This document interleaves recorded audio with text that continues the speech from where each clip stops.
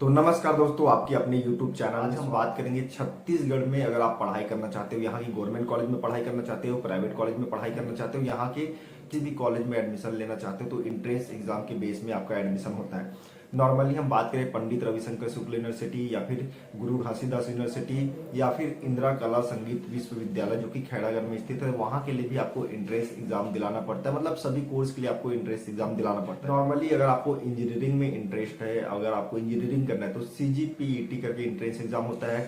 Polytechnic में अगर आपको इंटरेस्ट है, पॉलिटेक्निक करना है तो CGPPT करके एंट्रेंस एग्जाम होता है, वो दिला सकते हो। इसी में बहुत अच्छा लाइफ है, फार्मेसी का कैरियर बहुत ही बड़ा है, बहुत ही अच्छा है, तो उसके लिए आप CGPPHT करके एंट्रेंस एग्जाम है वो दिला सकते हो। MCA करना है तो प्री MCA टेस्ट होता है जो कि छत्तीसगढ़ की स्टेट लेवल पे होती है, उसका भी एंट्रेंस एग्जाम दिला सकते हो। इसमें हम बात करते हैं आपका अगर DLED करना है तो CG प्री DLED करके एंट्रेंस एग्जाम होता है। B.Ed करना है तो CG प्री B.Ed करके एंट्रेंस एग्जाम होता है।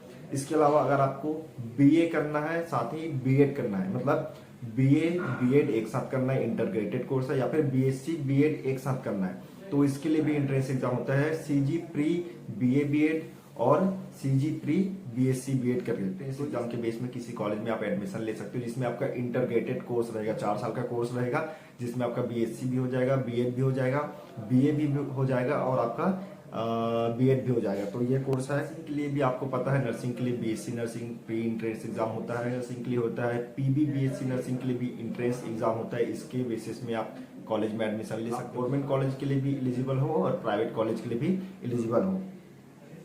एग्रीकल्चर, हॉर्टिकल्चर, फिशरिंग वगैरह में अगर आप पढ़ाई करना चाहते हो तो CGPAT CGPVPT करके एंट्रेंस एग्जाम होता है। इसके बारे में मैं कंप्लीट वीडियो एक बना दूंगा जिससे आपको कंफ्यूजन दूर हो जाए। अब बात करते हैं गुरु घासीदास यूनिवर्सिटी। तो गुरु घासीदास एक सेंट्रल यूनिवर्सिटी है, वहां के किसी भी कोर्स में एडमिशन लेना, जैसे इंजीनियरिंग हो गया, फार्मेसी हो गया, या फिर कोई भी कोर्स में एडमिशन लेना चाहते हो तो वहां के लिए अलग से एंट्रेंस एग्जाम होता है, जिसमें आप CUET करके एंट्रेंस एग्जाम होता है, जिसमें आप UG और PG के लिए एंट्रेंस एग्जाम दिला सकते हो। बिना एंट्रेंस एग्जाम के आप गुरु घासीदास यूनिवर्सिटी में पढ़ाई नहीं कर सकते। अब बात करते हैं Pandit Ravishankar Shukla university. On campus अगर आप यूनिवर्सिटी में पढ़ाई करना चाहते हो तो इसके लिए भी एंट्रेंस एग्जाम होता है। इसमें क्या क्या कोर्स के लिए एंट्रेंस एग्जाम होता है?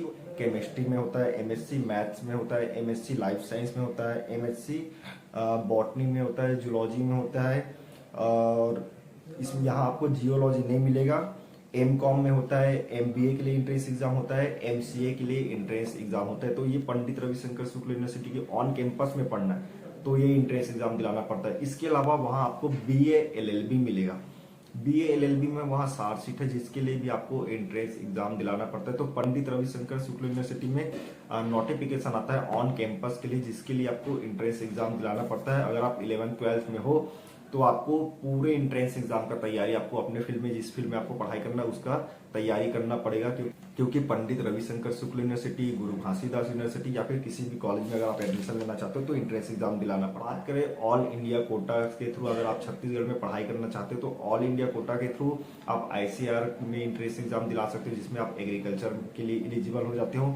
या फिर अगर आप पंडित रविशंकर शुक्ल यूनिवर्सिटी के अलावा किसी दूसरे कॉलेज में BA LLB, BCom LLB या फिर कोई दूसरा कोर्स करना चाहते हो तो इसके लिए एंट्रेंस एग्जाम दिलाना पड़ता है। क्लेट एंट्रेंस एग्जाम के बेस में आप किसी कॉलेज में LLB की integrated BA LLB BCom LLB की पढ़ाई कर सकते हो। नॉर्मल अगर आप LLB पढ़ाई करना चाहते हो तो छत्तीसगढ़ में एंट्रेंस एग्जाम की जरूरत नहीं है, एंट्रेंस एग्जाम आपको दिलाना नहीं पड़ा। आप मेडिकल फील्ड में पढ़ाई करना चाहते हो, जैसे MBBS हो गया, BAMS हो गया, या फिर अगर आप वेटनरी वगैरह में पढ़ाई करना चाहते हो तो उसके लिए नीट एंट्रेंस एग्जाम, जो कि ऑल इंडिया कोटा का एंट्रेंस एग्जाम है, नीट एंट्रेंस एग्जाम के बेसिस में आपको किसी कॉलेज में एडमिशन मिलेगा, जिसमें आप गवर्नमेंट कॉलेज में पढ़ाई कर सकते हो, प्राइवेट कॉलेज में पढ़ाई कर सकते हो। तो यह हुआ लगभग छत्तीसगढ़ की जितने भी एंट्रेंस एग्जाम स्टेट लेवल पे होती है उसके बारे में।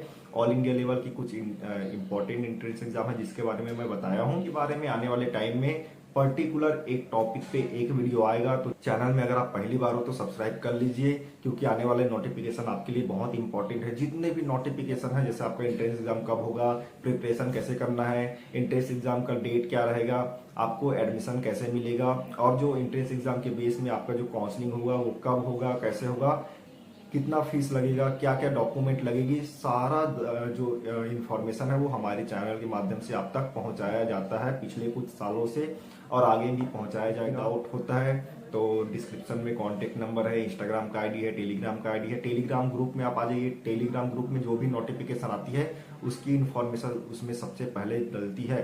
तो टेलीग्राम ग्रुप में आप ज्वाइन हो जाइए, वहां से आपको सारा इन्फॉर्मेशन मिल जाएगा। तो चलिए दोस्तों, फिर मिलते हैं किसी इंफॉर्मेटिव वीडियो के साथ। तब तक के लिए जय हिंद।